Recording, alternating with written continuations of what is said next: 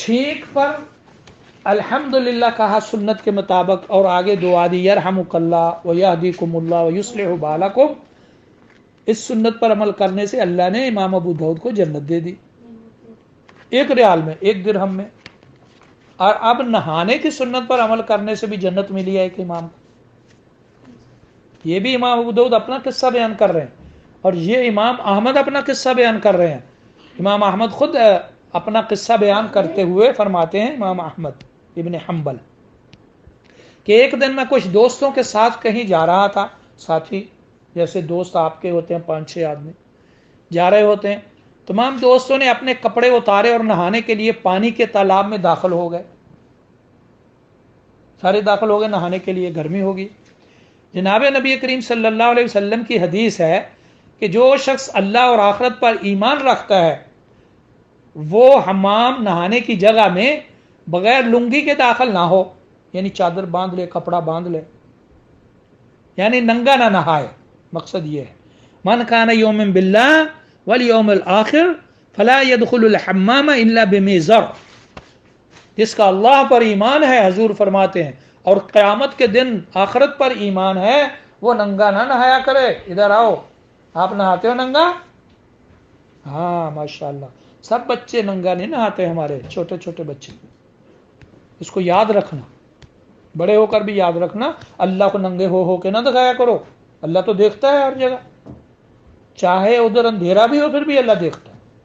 تم نہیں بھی دیکھتے اپنے آپ کو، اللہ تمہیں دیکھ رہا ہے، اور ننگے ہو کہ اللہ کو دکھانا بہت گناہ ہے۔ اس لیے دروازہ بند کرتے ہیں کہ کوئی نہ دیکھ لے، تو اللہ تو زیادہ شرم اور حیا کے حقدار ہیں کہ ان سے شرم کی جائے، ان سے حیا کیا جائے۔ ہم دوسروں سے شرم کرتے ہیں، بندوں سے، اللہ سے کرتے ہی نہیں، اس کو ننگا ہو کے دکھاتے ہیں، معاذ اللہ۔ حضور نے زندگی میں کبھی ننگے نہیں نہایا، یاد رکھنا۔ اس لیے یہ سنت ہے کہ ہم بھی کبھی بھی ننگے نہ نہائیں، بچپن سے لے کر آخر تک اس کی کوشش کریں، اللہ تعالیٰ اس کی توفیق دے۔ تو جو شخص حمام میں داخل ہو تو حضور نے فرمایا جس کا اللہ پر ایمان ہے، آخرت پر ایمان ہے، وہ کپڑے کے بغیر، چادر کے بغیر، لنگی کے بغیر، پجامے کے بغیر، نکر کے بغیر حمام میں نہ نہائے۔ بندے کو ناف سے لے کر یہ گھٹنوں تک اتنا کم از کم اس کو اپنا سطر ڈھانپنا ضروری ہے، سمجھے؟ اور عورت کو تو سارا بدن ہی ڈھانپ لے، ایسی میکسی لے لے جس سے پانی گزر جاتا ہے، ہاں جی، تو وہ بھی ایسے اس کو پہن کے نہائے، وہ کیوں ننگے ہو کہ اللہ کو دکھا رہی ہے؟ اور پھر بیٹھ کے نہانا وہ زیادہ اچھا ہے، اس میں بھی کچھ نہ کچھ سطر تو ہو ہی جاتا ہے۔ اس کے باوجود بھی کپڑا پہن کے نہانا جو ہے یہ ہمارے نبی کی سنت ہے۔ حضور صلی اللہ علیہ وسلم تو فرمایا تھا کہ مجھے وفات کے بعد کا غسل بھی ننگے نہ دیا جائے، مجھے قمیض میں میری میں غسل دیا جائے۔ وفات کے بعد بھی حضور نے کبھی زندگی میں بھی ننگا نہیں نہایا، وفات کے بعد بھی حضور نے صلی اللہ علیہ وسلم کپڑا پہن کے ان کو غسل دیا گیا، پہنا کے جس قمیض میں تھے۔ ہاں اب بھی کپڑا اوپر ڈال کے نہانا چاہیے، کپڑا اوپر ڈال دو اور اس کو اندر سے ہاتھ ڈال کے اس کو مردے کو نہلا دو ذرا۔ تو بہرحال جس کا اللہ پر ایمان ہے، رسول پر ایمان ہے، آخرت پر ایمان ہے، حضور نے فرمایا وہ ننگا نہ نہائے۔ جس کا نہیں ایمان وہ کر لے جو کرنا ہے، جائز تو ہے لیکن نہانا اچھا نہیں ہے، رسول اللہ کی سنت کے خلاف۔ تو پھر کیا ہوا؟ امام احمد نے لنگی سمیت، چادر سمیت وہ تالاب میں چلے گئے اور نہا کے باہر آ گئے۔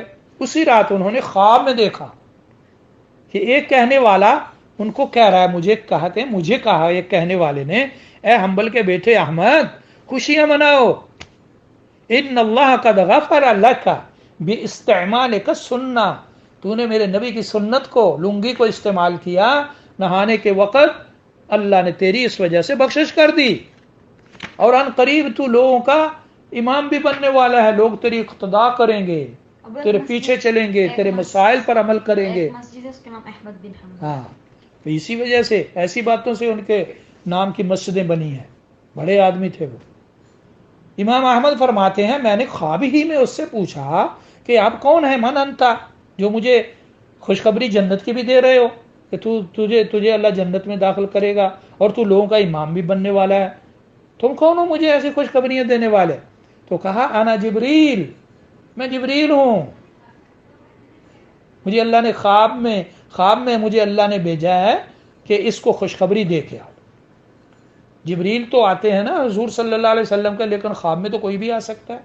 इसलिए इस बात को याद रखना है कि जिब्रील आए हैं उनके पास, लेकिन ख्वाब में आए हैं और आके खुशखबरी दी है। और अल्लाह ताला देखो हमारे नहाने को भी चेक कर रहा है, एक एक बंदे के नहाने को चेक कर रहा है। इमाम अहमद ने लुंगी बांध के नहाया, अल्लाह ने चेक किया कि मेरा बंदा मेरे नबी की सुन्नत पे अमल कर रहा है, उसको इसी में जन्नत दे दी। इसलिए कहते हैं अन्नल जन्नत मतविय्यतुम बिस्सुन्ना, जन्नत मेरे नबी की सुन्नत में लपेटी हुई है। एक ही सुन्नत पे अमल कर लिया, अल्लाह को पसंद आ गई तो जन्नत मिल सकती है। इन्नल जन्नत मतविय्यतुम बिस्सुन्ना, जन्नत मेरे नबी की सुन्नत में लपेटी हुई है। अब एक किस्सा सुनो, बहुत प्यारा किस्सा है एक औरत का। यह किस्सा 2010 का है। कराची से एक खातून जो वहाँ किसी तालीमी इदारे में कुरान करीम का तर्जमा इंग्लिश और अपने घर और ज़बान इंग्लिश ज़बान में अपने घर भी पढ़ाती है, कुरान का इंग्लिश तर्जमा। हज पर आई तो हमारी किताब नेकियों के पहाड़ उसने खरीद कर अपने साथ ले गई। किताब पसंद आई, पाकिस्तान जाकर हमें फ़ोन किया, जो हाँ, और दीनी अमूर पर बातचीत होती रहती है। ये खातून आखिरत में अपनी कामयाबी पर बहुत फिक्रमंद रहती है कि अल्लाह मुझे बगैर हिसाब के दाखिल कर दे, जन्नत में दाखिल कर दे। जब भी कहती है यही कहती है कि मेरे लिए ये दुआ कर दिया करो कि अल्लाह मुझे बगैर हिसाब के जन्नत में दाखिल कर दे, क्योंकि अल्लाह ने अगर हिसाब ले लिया तो फिर मारा जाता है बंदा। एक एक चीज़ का, जर्रे जर्रे का कौन हिसाब दे, जब देगा तो पकड़ा गया, मारा गया। इसलिए दुआ किया करो, अल्लाह हमारे मामा बाबा, हमारे बहन भाइयों को बगैर हिसाब के जन्नत दे दो। हुजूर ने कहा है मेरी उम्मत के 70,000 बंदे जन्नत में दाखिल होंगे और 70,000 में हर एक के साथ 70,000 और लग जाएगा, इतने बंदे जन्नत में जाएंगे बगैर हिसाब के। तो अल्लाह से दुआ किया करो, अल्लाह हमें उन लोगों में से कर दे। हुजूर ने मदीना में ये दुआ फरमाई थी। उकाशा ने कहा था या रसूलल्लाह मेरे लिए दुआ कर दो, अल्लाह मुझे बगैर हिसाब के जन्नत में दाखिल कर दे। जब हुजूर ने ये बात कही कि 70,000 बंदे जन्नत में जाएंगे, उकाशा, हजरत उकाशा ने ये फौरन कह दिया या रसूलल्लाह मेरे लिए दुआ कर दो, अल्लाह मुझे जन्नत में ले जाए बगैर हिसाब के। तो फरमाया अंत मिन अहलिल जन्नह, तू तो जन्नत वालों में से है, यानी बगैर हिसाब के अल्लाह तुझे जन्नत में दाखिल कर देगा। एक और ने साथ कहा या रसूलल्लाह मेरे लिए भी दुआ कर दो। तो हुजूर ने फरमाया सबका बिहा आकाशा, आकाशा सबकत ले गया तुम पर, उसको तो मिल गई जन्नत, वो तुम पर सबकत ले गया, तुम्हें भी जल्दी करनी चाहिए थी। साबिकू इला मगफिरतिन मिन रब्बिकुम व जन्नतिन अर्दुहा कअर्दिस समाई वल अर्द। इसलिए अल्लाह कहते हैं जन्नत में जाने के लिए सबकत ले जाओ, रेस लगा दो, दौड़ो जन्नत की तरफ। वो क्या दौड़ना है? नेक काम करना, नमाज के लिए जाना, कुरान के पढ़ने के लिए जाना, ये है रेस जन्नत की तरफ। हर अच्छे काम में रेस लगाना, ना कि कार्टून देखने में, इसमें भी रेस लग रही है। वो उधर बैठा हुआ, वो उधर बैठा हुआ, उधर बैठा, सब अपने अपने कार्टून देख रहे हैं और कोई लगा हुआ अच्छी चीजें देख रहा है, उसमें कुरान की तिलावत सुन रहा है, अपना लहजा बना रहा है। हाँ? तो वो औरत जो थी वो इसमें फिक्रमंद, उसने एक दिन टेलीफोन पर गुस्ल मसनून गुस्ल का तरीका पूछा उसी ने। तो बंदा ने कहा कि नंगा नहाना अगरचे जायज़ है, मगर नबी करीम सल्लल्लाहु अलैहि वसल्लम ने ज़िंदगी में कभी नंगे नहीं नहाया, ये हदीस से साबित है। और रसूलुल्लाह सल्लल्लाहु अलैहि वसल्लम ने फरमाया जिसका अल्लाह ताला पर और आखिरत पर ईमान है वो कभी नंगा न नहाए। उस औरत ने यह हदीस सुनी और उस दिन से उसने नंगा नहाना छोड़ दिया। वो एक दिन उसने टेलीफोन किया और मैंने इमाम अहमद का किस्सा भी सुना दिया उसको, जो अभी आपको सुनाया है। तो खातून कहती हैं कि मैंने सुन्नत पर अमल की नीयत से उसी दिन खफीफ कपड़े की मैक्सी पहनकर नहाना शुरू कर दिया। पहले मैं दरवाज़ा बंद करती थी, अब मैंने दरवाज़ा भी बंद नहीं किया, क्योंकि मैंने कपड़ा पहना हुआ था पूरे बदन पर। تو اسی وجہ سے باتھ روم کا دروازہ بھی کھلا رکھا.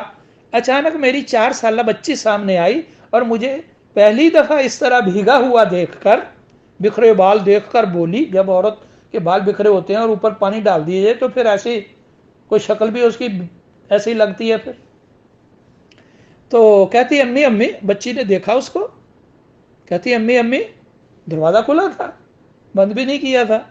امی امی آپ پاگل سی لگ رہی ہو کیونکہ بال بگڑے ہوئے تھے. چھوٹی سی بچی کہتی امی امی آپ پاگل سی لگ رہی ہو. تو وہ خاتون کہتی ہیں ہاں بیٹا, ہاں بیٹی, دعا کرو اللہ تعالی مجھے اپنے لاڈلے نبی کی سنتوں کا پاگل بنا دے. اس نے آگے سے یہ دعا, کیونکہ ننگی نہیں تھی, حمام میں تھی, لیکن باتیں اس لیے کر رہی تھی کہ ننگی نہیں تھی, وہ واش روم میں تھی. تو بات کرنا بندہ اگر ننگا نہ ہو تو جائز ہے. اور دروازہ بھی کھلا رکھ لینا, اس میں بھی کوئی قباحت نہیں ہے. ہو سکتا ہے بعض دفعہ بندہ اندر غسل کر رہا ہے اور دروازہ بند ہے, پاؤں پھسلتا ہے صابن کی وجہ سے اور ٹانگ ٹوٹ جاتی ہے, دروازہ ہی نہیں کھول سکتا بیچارہ, اور لوگ پریشان ہو جاتے ہیں, دروازہ توڑنے لگتے ہیں. تو سنت پر اگر عمل کرتے ہوئے نہائے گا, کیا یعنی کپڑا پہن کے نہائے گا, تو دروازہ بند کرنے کی ضرورت ہی نہیں ہے. اگر گر بھی گیا تو فوراً لوگ بغیر دروازے کو توڑے اس کو اندر سے باہر نکال لیں گے. سمجھے, یہ سنت کی برکت ہے, یہ سنت کا فائدہ ہے کہ دروازہ بھی توڑنا نہیں پڑے گا اور اس کو بھی. اس لیے ایسا کپڑا پہننا چاہیے پجامے کی بجائے, کیونکہ پجامہ یا کوئی اور ایسی چیز بندہ جب پہنتا ہے, حمام میں جا کے پہنتا ہے, تو اس کے خطرہ ہوتا ہے کہ ایک ٹانگ اٹھا کے جب وہ دوسرا پاؤں اس میں ڈالتا ہے تو اس کو پہنتے ہوئے بعض دفعہ ممکن ہوتا ہے کہ کہیں وہ گر ہی نہ جائے اور گر کر کوئی ہڈی نہ ٹوٹ جائے. تو اس لیے بہتر ہے کہ ایسا آسان سا کپڑا, پٹکا سا یا دوپٹہ نما ایسا کپڑا لے لے جس کو کھڑے کھڑے چپ کر کے باندھ لے, ٹانگیں اٹھانے کی ضرورت ہی نہ پڑے. ایسا نہ ہو کہ سنت پر عمل کرتے کرتے ٹانگیں تڑوا بیٹھے. تو ایسا آسان طریقہ استعمال کرے.